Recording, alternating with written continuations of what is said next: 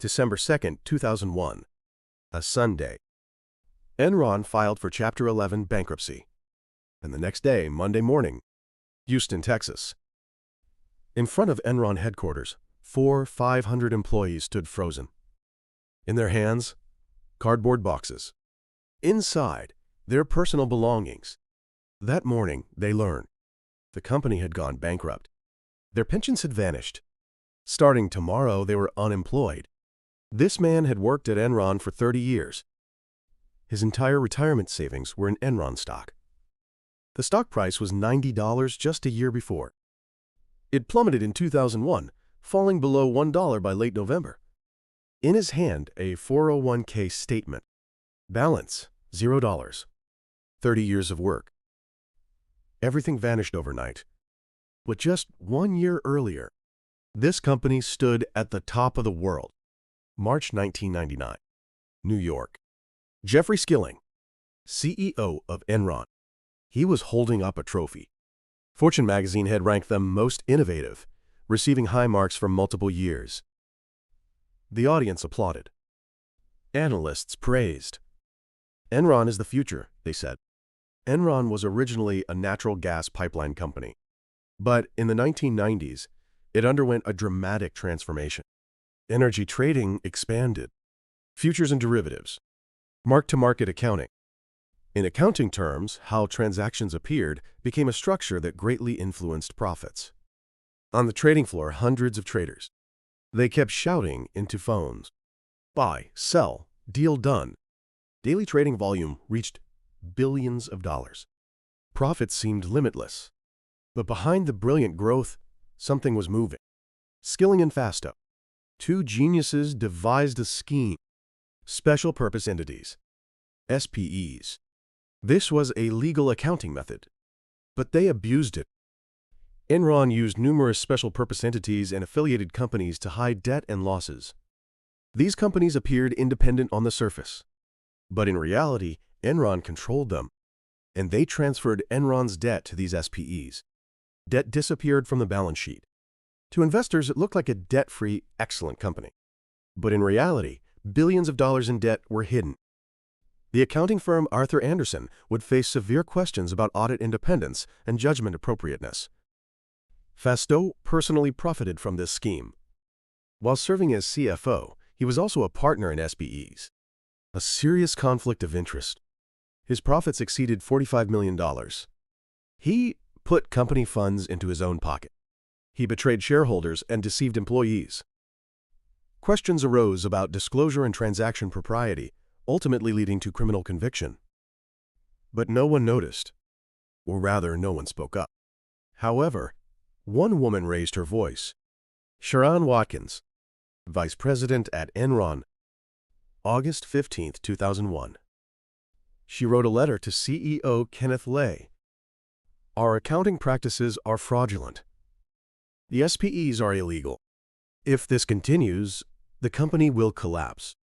Her hands were trembling. Whistleblowing meant the end of a career. But she sent it to do what was right. And then, something extraordinary happened. August 14, 2001. Skilling suddenly announced his resignation. Just 6 months after becoming CEO. The reason, personal reasons. Reporters pressed it. What's the real reason? Skilling didn't answer. In his eyes, there was fear. He knew something. He was running from something. October 16, 2001. Enron made a shocking announcement. Third quarter loss, $618 million. The stock price crashed. From $90, plunging to the $30s. Investors panicked. Sell, sell now. Wall Street trading floor. Phones kept ringing. Everyone tried to escape. At that moment, the federal government moved. The SEC, Securities and Exchange Commission. In October 2001, the SEC launched an investigation into Enron's accounting practices. Investigators scrutinized financial documents, thousands of pages of contracts, hundreds of SPEs, and they realized this is the biggest fraud in history. November 8, 2001. Enron finally admitted. Financial statements from the past 5 years were all wrong. They had overstated profits by $586 million. Kenneth Lay stood at the podium. His face was pale. "We will make corrections." But it was already too late. Trust was completely lost. November 28, 2001. Rating agencies downgraded Enron to junk bond status. The stock price fell below $1.61. A year ago, this stock was $90. Now it was worthless. Investors lost tens of billions of dollars. Employee retirement assets were heavily concentrated in company stock, resulting in devastating losses when the stock price collapsed. December 2, 2001, Sunday, Houston, Texas.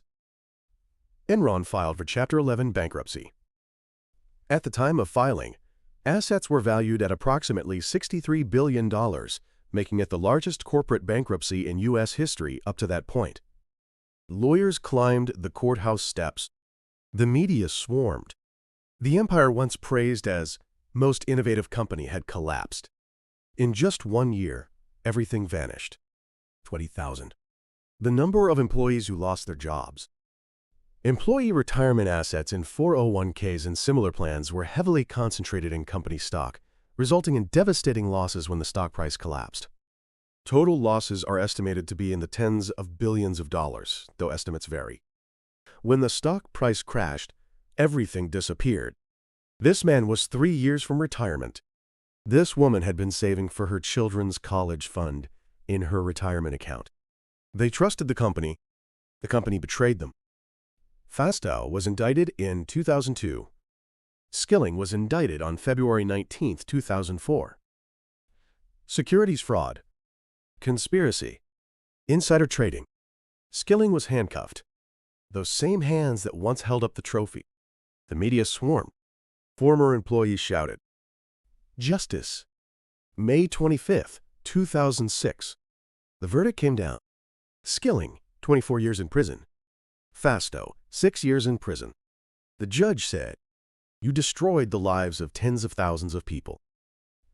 Skilling was trembling. His former confidence was nowhere to be found.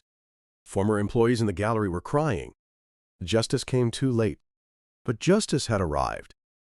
Later, Skilling's sentence was reduced to 14 years in 2013 through an agreement with the Department of Justice, and he was released in 2019. But the victims weren't just employees.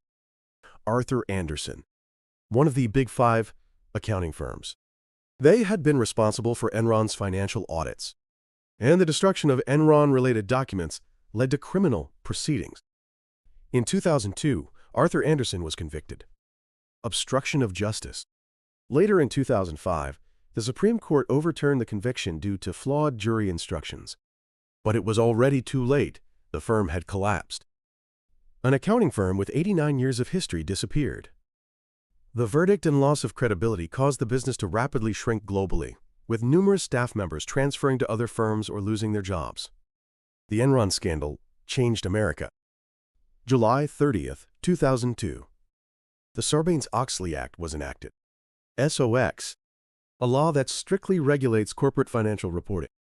CEOs and CFOs must personally sign financial statements. If there are falsehoods, they bear personal criminal responsibility. Strengthening of internal controls. Audit independence. Protection of whistleblowers. New rules were born from Enron's sacrifice. And after Enron, whistleblower protections were strengthened institutionally. The SEC operates a reporting hotline and reward system, creating an era where internal voices directly connect to uncovering corporate fraud. In addition to SOX, the Dodd-Frank Act of 2010 further expanded the framework for whistleblower protection and rewards. So what can we learn from this story? First, the pursuit of short-term profits leads to long-term destruction. Skilling and Fastow committed fraud repeatedly to fabricate quarterly profits. But lies cannot be hidden forever. Second, ethics matter more than profits. Enron had talented people, but they lacked ethical standards. Even brilliant strategies cannot save a company without ethics. Third, we need a culture that protects whistleblowers. Sharon Watkins had the courage to speak up, but her warning was ignored. Organizations must listen to inconvenient truths. Finally, I want to ask you, for success, how much compromise is acceptable? If your boss orders fraudulent accounting, would you comply? Or would you speak up? Short-term success or long-term trust, which should you choose? Share your thoughts in the comments. Thank you for joining me on this journey. Enron's story isn't just history. From FTX's collapse in 2022 to today, history repeats itself in different forms. On this channel, we explore stories of historical figures and companies, extracting strategies and lessons you can apply to your life and business. Next time, let's continue learning the wisdom that history teaches us. Subscribe and turn on notifications so you don't miss out. Until next time.